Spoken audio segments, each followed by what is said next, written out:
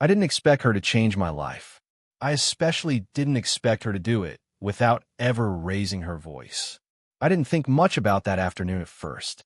It felt like any other, soft light filtering through the windows, the low hum of conversation blending with the faint clatter of cups and chairs. I was there out of habit more than intention, moving through my routine with the quiet efficiency of someone who had learned not to expect too much from ordinary days. Then she arrived, not with urgency, not with the kind of presence that demands attention, but with calm, the kind that settles into a room instead of disrupting it. I noticed her before I understood why. The way she paused just inside the doorway, taking a second to orient herself, smoothing her coat at the sleeve, as if grounding herself before stepping fully into the moment. There was confidence in her posture, but it wasn't loud. It felt practiced, earned. When she walked past me, our shoulders brushed lightly. It was accidental, brief, but it left an impression, a warmth that lingered longer than it should have. I remember the faint scent of something clean and subtle, not overpowering, just enough to register before she was already moving on. I stood there for a second longer than necessary, aware that something in the rhythm of the room had shifted. We ended up near each other again a few minutes later, standing side by side, close enough that I could sense her without looking directly at her. She didn't fidget, didn't check her phone. She seemed fully present, as if she wasn't rushing toward the next moment of her life. That alone felt unusual and strangely comforting. When our eyes finally met, it wasn't awkward. Her gaze was steady, curious, almost gentle. She smiled, not wide, not rehearsed, but real. The kind of smile that reaches the eyes and stays there, even after the lips relax. It made me feel seen in a way I wasn't used to, like she wasn't just looking at me, but actually noticing me. We exchanged a few words, simple ones, polite, but her voice had a warmth to it, slightly lower than I expected, calm and measured. She spoke as if she had learned the value of not filling every silence, and I found myself slowing down just to match her pace. For the first time that day, I wasn't thinking about where I needed to be next. At one point, she laughed softly at something I said, and without thinking, her hand rested briefly against my arm. Just a light touch, fingers warm, relaxed. It wasn't possessive or deliberate. It was natural, and somehow, that made it feel more intimate than anything dramatic ever could. I noticed then that she carried something quiet behind her confidence, a softness that suggested she had lived, learned, maybe lost, but hadn't hardened because of it. Standing there with her, I felt an unexpected stillness settle in my chest, like the world had paused, just enough for me to realize how rarely I allowed myself to feel present. I didn't know her yet, didn't know what she would come to mean, but in that first still moment, I sensed it clearly. This wasn't just another passing encounter. Somewhere between those conversations and the moments of quiet that followed them, something shifted. It wasn't sudden, and it wasn't something I could point to right away. It felt more like an awareness slowly settling in, the way you realize the light has changed only after the room feels different. I started noticing the contrast between us, not in a way that felt intimidating, but undeniable. She moved through the world with a certain ease, like she had already learned which battles were worth her energy. When she spoke, there was intention behind her words. When she paused, it wasn't uncertainty, it was thoughtfulness. I, on the other hand, still felt like I was standing at the edge of things, trying to figure out who I was becoming. That realization stirred something uncomfortable inside me. I wondered what she saw when she looked at me. Did she notice the hesitation I try to hide? The questions I didn't always have answers to? I found myself pulling back slightly, measuring my words more carefully, afraid of revealing too much and breaking whatever delicate balance was forming between us. She noticed, of course. She always did. There was an afternoon when we sat together without speaking for a long while. The air felt heavier than usual, not with tension exactly, but with something unsaid. Our knees were close enough to touch, and every small movement felt amplified. I could feel the warmth of her leg beside mine, steady and grounding. When I finally glanced over, she was already looking at me. "Are you okay?" she asked quietly. I nodded at first out of instinct, then hesitated. That hesitation was all it took. She didn't press, didn't fill the silence. She simply waited, her expression open, patient. It made something in my chest loosen. I started and stopped. I wasn't even sure how to explain it. She shifted slightly closer, her shoulder brushing mine. The contact was subtle, but intentional. Her presence felt reassuring, like she was anchoring us both in that moment. You don't have to explain everything, she said softly. Sometimes it's enough to just notice what you're feeling. That was when I saw a different side of her. The confidence was still there, but beneath it was a vulnerability she rarely lets surface. Her eyes held something careful, almost hesitant, as if she too was aware of the line we were standing near. For the first time, I realized she wasn't untouched by doubt either. Later, as we walked together, our steps naturally fell into rhythm. The space between our hands felt deliberate, charged. At one point, her fingers brushed mine, accidental, or maybe not. Neither of us moved away. The contact was brief, but it left my pulse uneven. I began to understand that the shift wasn't just about attraction. It was about recognition. Two people at different places in life, quietly acknowledging the pull between them and the uncertainty it carried. There was no rush to define it, no need to name it yet. But from that point on, everything felt slightly different. Every glance lingered a little longer. Every silence held more weight. And I knew, without needing her to say it, that we were both aware of what was growing between us, even if we weren't ready to speak it aloud. The moment it finally happened wasn't dramatic. There was no sudden confession, no sharp turn in the story. It arrived quietly, the way most meaningful things do, when you're not bracing for them anymore. We were together later than usual that evening, the day already beginning to soften into night. The light around us was dimmer, warmer, and the world felt slower, as if it had decided to give us time. We talked for a while, then eventually stopped, the conversation tapering off naturally. The silence didn't feel empty. It felt intentional. She sat beside me, closer than before. Our shoulders touched fully this time, not just brushing. I became aware of her weight against me, the steady rise and fall of her breath. There was something grounding about it, something that made me feel less restless inside my own thoughts. She broke the silence first. "There are things," she said quietly, eyes fixed somewhere ahead of us, "I don't always say out loud." Her voice wasn't unsteady, but it carried honesty. I turned slightly toward her, careful not to rush her.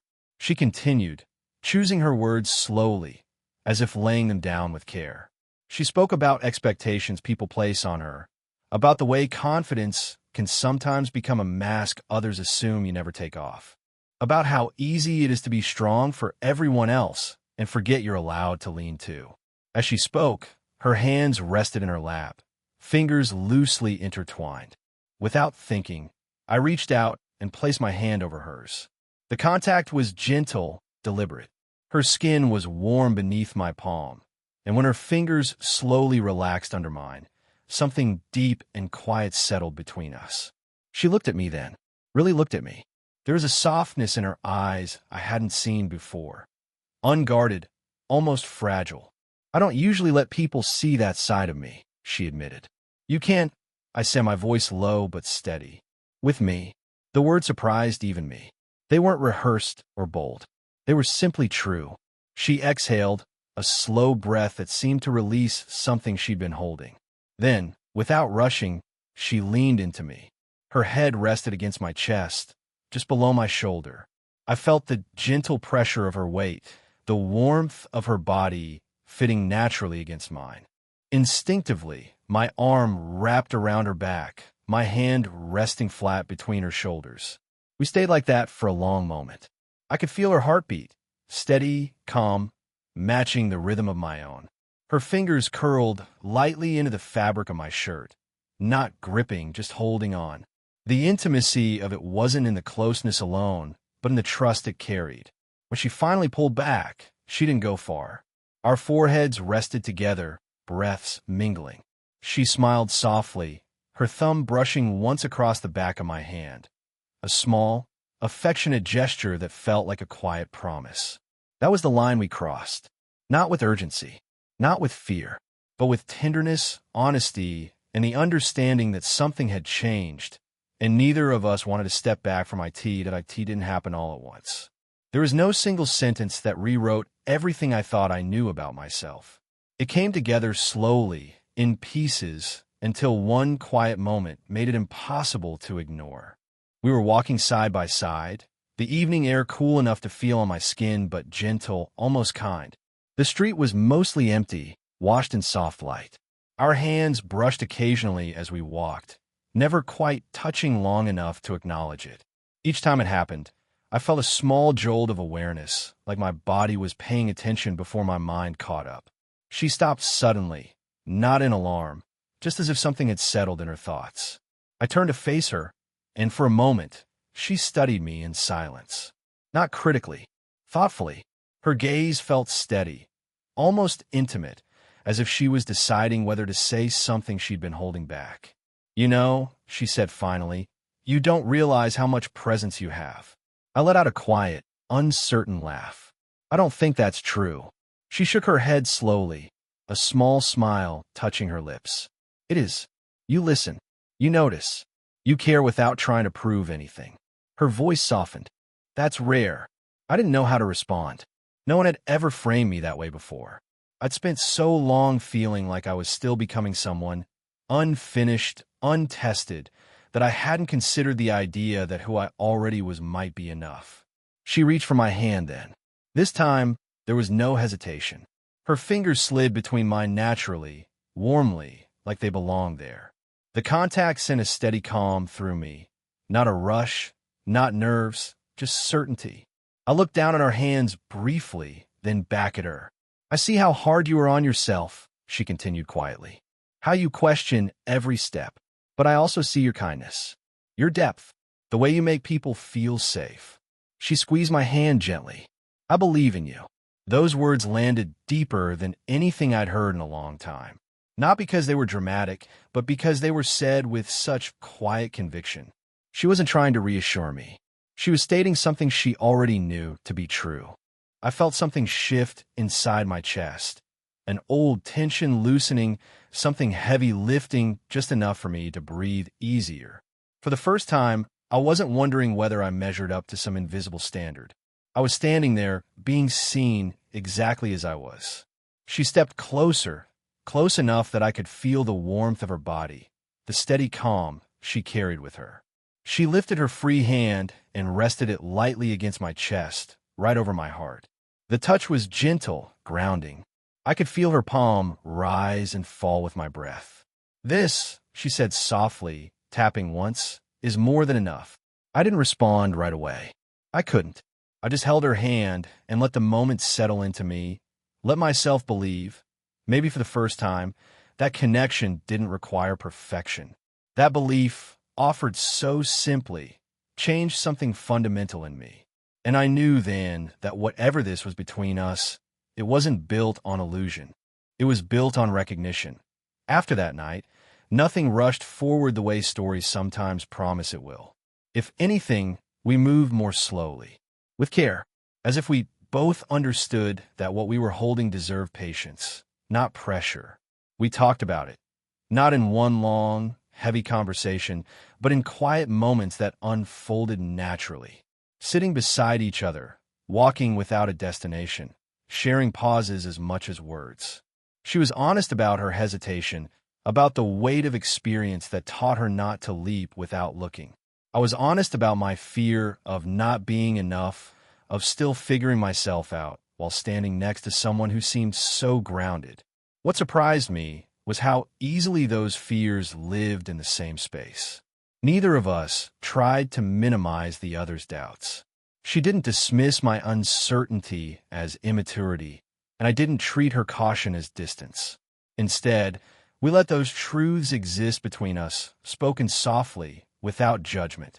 One afternoon, we sat close together on a bench, the late sun warming our backs. Our shoulders touched, and after a moment, she leaned into me fully, her head resting against my shoulder. The weight of her there felt natural, reassuring. I lifted my arm and wrapped it around her, my hand settling at her upper arm, thumb brushing slow, absent-minded circles against the fabric of her sleeve.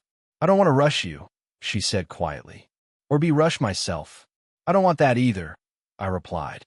She turned her face toward me then, just enough for me to see her expression. There was vulnerability there, but also trust. "I just want to move forward honestly." I nodded. "At our pace."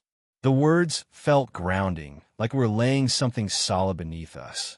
She smiled, a soft, relieved smile, and reached for my hand. Her fingers threaded through mine, firm but gentle. The simple act of holding hands felt like a choice, not dramatic, not defiant, but intentional. There were moments when the outside world crept back in, when I caught myself wondering how this might look to others or what assumptions people would make. She felt it too. I could see it in the way her gaze sometimes drifted in the small pauses before she spoke. But every time that doubt surfaced, we met it together, quietly reaffirming the present rather than borrowing worry from the future. Later, as the day faded, we stood close, the air cooling around us. She rested her forehead against mine, eyes closed, breathing slow and even. I felt her relax into that closeness, trusted it. My hands rested at her waist, steady and respectful, holding her there without asking for more. "Thank you," she murmured, "for being patient with me." "Thank you," I said back, "for choosing me anyway." She smiled at that, her thumb brushing once across my knuckles, a small, affectionate gesture that carried so much meaning. In that moment, it was clear we weren't choosing certainty or guarantees. We were choosing presence, care, and each other gently without force. And that felt more real than anything I'd ever rushed into before. The morning came quietly. No alarms, no urgency, just light easing its way through the room, soft and unassuming. I woke before she did and lay there for a moment, listening to the steady rhythm of her breathing beside me. There was something grounding about it, a calm reassurance that felt earned rather than accidental. She shifted slightly in her sleep, instinctively moving closer.